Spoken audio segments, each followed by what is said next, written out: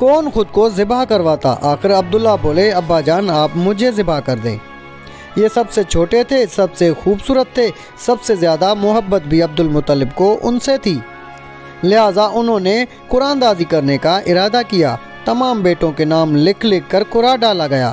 عبداللہ کا نام نکلا۔ اب انہوں نے چھری لی، عبداللہ کو بازو سے پکڑا اور انہیں ذبح کرنے کے لیے نیچے لٹا دیا۔ بسم اللہ الرحمن الرحیم۔ تمام بھائی اور بہنوں کو السلام علیکم۔ ناظرین گرامی، حضرت ابراہیم علیہ السلام کے بیٹے حضرت اسماعیل علیہ السلام کے 12 بیٹے تھے۔ ان کی نسل اس قدر ہوئی کہ مکہ مکرمہ میں نہ سما سکی اور پورے حجاز میں پھیل گئی۔ ان کے ایک بیٹے کیدار کی اولاد میں عدنان ہوئے۔ عدنان کے بیٹے ماد اور پوتے کا نام نزار تھا۔ نزار کے 4 بیٹے تھے، ان میں سے ایک کا نام مزر تھا۔ مزر کی نسل سے قریش بن مالک پیدا ہوئے، یہ فہر بن مالک بھی کہلائے۔ قریش کی اولاد بہت ہوئی، ان کی اولاد مختلف قبیلوں میں بٹ گئی۔ ان کی اولاد سے قصہ نے اقتدار حاصل کیا۔ قصہ کے آگے 3 بیٹے ہوئے، ان میں سے ایک عبد مناف تھے، جن کی اگلی نسل میں ہاشم پیدا ہوئے۔ ہاشم نے مدینہ کے ایک سردار کی لڑکی سے شادی کی۔ ان کے ہاں ایک لڑکا پیدا ہوا، اس کا نام شیبہ رکھا گیا۔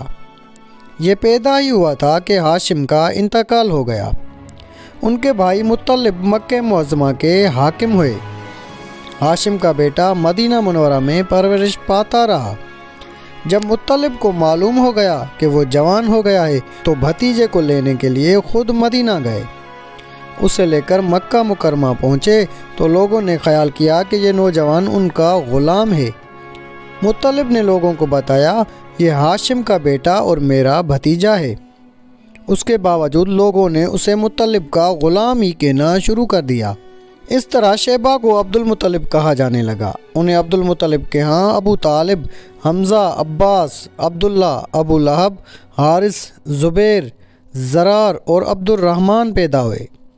ان کے بیٹے عبداللہ سے ہمارے نبی حضرت محمد صلی اللہ علیہ وسلم پیدا ہوئے۔ عبد المطلب کے تمام بیٹوں میں حضرت عبداللہ سب سے زیادہ خوبصورت اور سب سے زیادہ پاک دامن تھے۔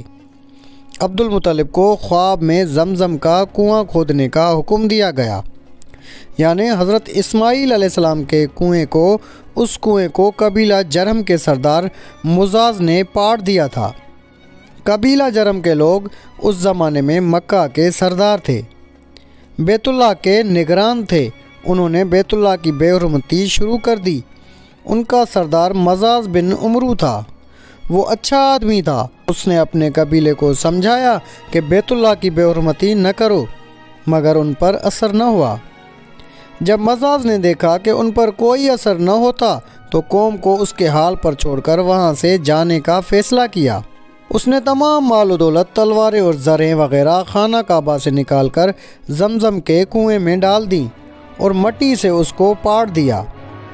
کنواں اس سے پہلے ہی خشک ہو چکا تھا، اب اس کا نام و نشان مٹ گیا۔ مدتوں یہ کنواں بند پڑا رہا۔ اس کے بعد بنو خزاعہ نے بنو جرم کو وہاں سے مار بھگایا۔ بنو خزاعہ اور قصہ کے سرداری کا زمانہ اسی حالت میں گزرا۔ کنواں بند رہا یہاں تک کہ قصہ کے بعد عبد المطلب کا زمانہ آ گیا۔ انہوں نے خواب دیکھا۔ خواب میں انہیں زمزم کے کنویں کی جگہ دکھائی گئی اور اس کے کھودنے کا حکم دیا گیا۔ حضرت علی رضی اللہ تعالیٰ عنہ سے روایت ہے کہ عبد المطلب نے بتایا میں حجر اسود کے مقام پر سو رہا تھا کہ میرے پاس ایک آنے والا آیا۔ اس نے مجھ سے کہا طیبہ کو کھودو۔ میں نے اس سے پوچھا طیبہ کیا ہے، مگر وہ کچھ بتائے بغیر چلا گیا۔ دوسری طرف رات پھر خواب میں وہی شخص آیا اور کہنے لگا برہ کو کھودو۔ میں نے پوچھا برہ کیا ہے، وہ کچھ بتائے بغیر پھر بھی چلا گیا۔ تیسری رات میں اپنے بستر پر سو رہا تھا کہ پھر وہ شخص خواب میں آیا۔ اس نے کہا مظنونہ کو کھودو۔ میں نے پوچھا مظنونہ کیا ہے، وہ بتائے بغیر چلا گیا۔ اس سے اگلی رات میں پھر بستر پر سو رہا تھا کہ وہی شخص پھر آیا اور بولا زمزم کو کھودو۔ میں نے اس سے پوچھا زمزم کیا ہے، اس بار اس نے کہا زمزم وہ ہے جس کا پانی کبھی ختم نہیں ہوتا۔ جو حاجیوں کے بڑے بڑے مجموعوں کو سیراب کرتا ہے۔ عبدالمطلب کہتے ہیں میں نے اس سے پوچھا یہ کنواں کس جگہ ہے؟ اس نے بتایا جہاں گندگی اور خون پڑا ہے اور کوا ٹھونگے مار رہا ہے۔ دوسرے دن عبدالمطلب اپنے بیٹے حارث کے ساتھ وہاں گئے۔ اس وقت ان کے ہاں ایک ہی لڑکا تھا۔ انہوں نے دیکھا وہاں گندگی اور خون پڑا تھا اور ایک کوا ٹھونگے مار رہا تھا۔ اس جگہ کے دونوں طرف بت موجود تھے اور یہ گندگی اور خون دراصل ان بتوں پر قربان کیے جانے والے جانوروں کا تھا۔ پوری نشانی مل گئی تو عبدالمطلب کدال لے آئے اور کھدائی کے لیے تیار ہو گئے، لیکن اس وقت قریش وہاں آ پہنچے اور انہوں نے کہا اللہ کی قسم ہم تمہیں یہاں کھدائی نہیں کرنے دیں گے۔ تم ہمارے ان دونوں بتوں کے درمیان کنواں کھودنا چاہتے ہو کہ جہاں ہم ان کے لیے قربانیاں کرتے ہیں۔ عبدالمطلب نے ان کی بات سن کر اپنے بیٹے حارث سے کہا تم ان لوگوں کو میرے قریب نہ آنے دو، میں کھدائی کا کام کرتا رہوں گا، اس لیے کہ مجھے جس کام کا حکم دیا گیا ہے میں اس کو ضرور پورا کروں گا۔ قریش نے جب دیکھا کہ وہ باز آنے والے نہیں تو رک گئے۔ آخر انہوں نے کھدائی شروع کر دی۔ جلد ہی کنویں کے آثار نظر آنے لگے۔ یہ دیکھ کر انہوں نے اللہ اکبر کا نعرہ لگایا اور پکار اٹھے یہ دیکھو یہ اسماعیل علیہ السلام کی تعمیر ہے۔ جب قریش نے یہ دیکھا کہ انہوں نے کنواں تلاش کر لیا تو ان کے پاس آ گئے اور کہنے لگے عبدالمطلب اللہ کی قسم یہ ہمارے باپ اسماعیل علیہ السلام کا کنواں ہے اور اس پر ہمارا بھی حق ہے، اس لیے ہم اس میں تمہارے شریک ہوں گے۔ یہ سن کر عبدالمطلب نے کہا میں تمہیں اس میں شریک نہیں کر سکتا، یہ مجھ اکیلے کا کام ہے۔ اس پر قریش نے کہا تب پھر اس معاملے میں ہم تم سے جھگڑا کریں گے۔ عبدالمطلب بولے کسی سے فیصلہ کروا لو۔ انہوں نے بنو سعد ابن حزیم کی کاہنہ سے فیصلہ کرانا منظور کیا۔ یہ کاہنہ ملک شام کے بالائی علاقے میں رہتی تھی۔ آخر عبدالمطلب اور دوسرے قریش اس کی طرف روانہ ہوئے۔ عبدالمطلب کے ساتھ عبد مناف کے لوگوں کی ایک جماعت تھی، جبکہ دیگر قبائل قریش کی بھی ایک جماعت ساتھ تھی۔ اس زمانے میں ملک حجاز اور شام کے درمیان ایک بیابانی میدان تھا، وہاں کہیں پانی نہیں تھا۔ اس میدان میں ان کا پانی ختم ہو گیا، سب لوگ پیاس سے بے حال ہو گئے، یہاں تک کہ انہیں اپنی موت کا یقین ہو گیا۔ انہوں نے قریش کے دوسرے لوگوں سے پانی مانگا لیکن انہوں نے پانی دینے سے انکار کر دیا۔ اب انہوں نے ادھر ادھر پانی تلاش کرنے کا ارادہ کیا۔ عبدالمطلب اٹھ کر اپنی سواری کے پاس آئے۔ جو ہی ان کی سواری اٹھی اس کے پاؤں کے نیچے سے پانی کا چشمہ ابل پڑا۔ انہوں نے پانی کو دیکھ کر اللہ اکبر کا نعرہ لگایا۔ پھر عبدالمطلب سواری سے اتر آئے۔ سب نے خوب سیر ہو کر پانی پیا اور اپنے مشکیزے بھر لیے۔ اب انہوں نے قریش کی دوسری جماعت سے کہا آؤ تم بھی سیر ہو کر پانی پی لو۔ اب وہ بھی آگے آئے اور خوب پانی پیا۔ پانی پینے کے بعد وہ بولے اللہ کی قسم اے عبدالمطلب یہ تو تمہارے حق میں فیصلہ ہو گیا، اب ہم زمزم کے بارے میں تم سے کبھی جھگڑا نہیں کریں گے۔ جس ذات نے تمہیں اس بیابان میں سیراب کر دیا وہی ذات تمہیں زمزم سے بھی سیراب کرے گا، اس لیے یہیں سے واپس چلو۔ اس طرح قریش نے جان لیا کہ اللہ تعالیٰ عبدالمطلب پر مہربان ہے، لہٰذا ان سے جھگڑنا بے سود ہے اور کاہنہ کے پاس جانے کا کوئی فائدہ نہیں۔ چنانچہ سب لوگ واپس لوٹے۔ واپس آ کر عبدالمطلب نے پھر کنویں کی کھدائی شروع کی۔ ابھی تھوڑی سی کھدائی کی ہوگی کہ مال دولت تلواریں اور زرہیں نکل آئیں۔ اس میں سونا اور چاندی وغیرہ بھی تھے۔ یہ مال و دولت دیکھ کر قریش کے لوگوں کو لالچ نے آ گھیرا۔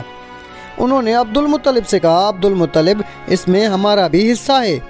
ان کی بات سن کر عبدالمطلب نے کہا نہیں اس میں تمہارا کوئی حصہ نہیں، تمہیں انصاف کا طریقہ اختیار کرنا چاہیے، آؤ پانسو کے تیروں سے کرا ڈالیں۔ انہوں نے ایسا کرنا منظور کر لیا۔ 2 تیر کعبے کے نام سے رکھے گئے، 2 عبدالمطلب کے اور 2 قریش کے باقی لوگوں کے نام۔ پانسا پھینکا گیا تو مال اور دولت کعبہ کے نام نکلا، تلواریں اور زرہیں عبدالمطلب کے نام اور قریشیوں کے نام کے جو تیر تھے وہ کسی چیز پر نہ نکلے۔ اس طرح فیصلہ ہو گیا اور عبدالمطلب نے کعبے کے دروازے کو سونے سے سجا دیا۔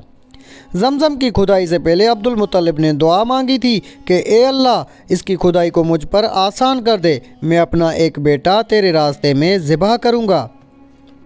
अब जब के कुआं निकल आया तो उन्हें ख्वाब में हुक्म दिया गया, अपनी मन्नत पूरी करो, यानी एक बेटे को ज़िबा करो। अब्दुल मुत्तलिब को यह हुक्म उस वक्त दिया गया जब वो अपनी मन्नत भूल चुके थे। पहले ख्वाब में उनसे कहा गया मन्नत पूरी करो, उन्होंने एक मेंढा ज़िबा करके गरीबों को खिला दिया। फिर ख्वाब आया इससे बड़ी पेश करो, इस मरतबा उन्होंने एक बैल ज़िबा कर दिया। फिर ख्वाब में यही कहा गया उससे भी बड़ी पेश करो, अब उन्होंने ऊँट ज़िबा किया। फिर ख्वाब आया इससे भी बड़ी चीज़ पेश करो, उन्होंने पूछा इससे भी बड़ी चीज़ क्या है? तब कहा गया अपने बेटों में से किसी को ज़िबा करो जैसा कि तुमने मन्नत मानी थी। अब उन्हें अपनी मन्नत याद आई, अपने बेटों को जमा किया, उनसे मन्नत का जिक्र किया। सब के सर झुक गए, कौन खुद को ज़िबा करवाता। आखिर अब्दुल्ला बोले अब्बा जान आप मुझे ज़िबा कर दें। ये सबसे छोटे थे, सबसे खूबसूरत थे, सबसे ज़्यादा मोहब्बत भी अब्दुल मुत्तलिब को उनसे थी। लिहाजा उन्होंने कुरानदाजी करने का इरादा किया। तमाम बेटों के नाम लिख लिख कर कुरा डाला गया।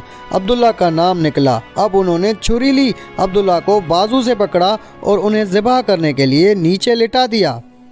जूँ ही बाप ने बेटे को लिटाया, अब्बास से ज़ब्त न हो सका, फ़ौरन आगे बढ़े और भाई को खींच लिया। उस वक्त ये खुद भी छोटे से थे। इधर बाप ने अब्दुल्ला को खींचा, उस खींचातानी में अब्दुल्ला के चेहरे पर खराशें भी आईं। इन खराशों के निशानात मरते दम तक बाकी रहे।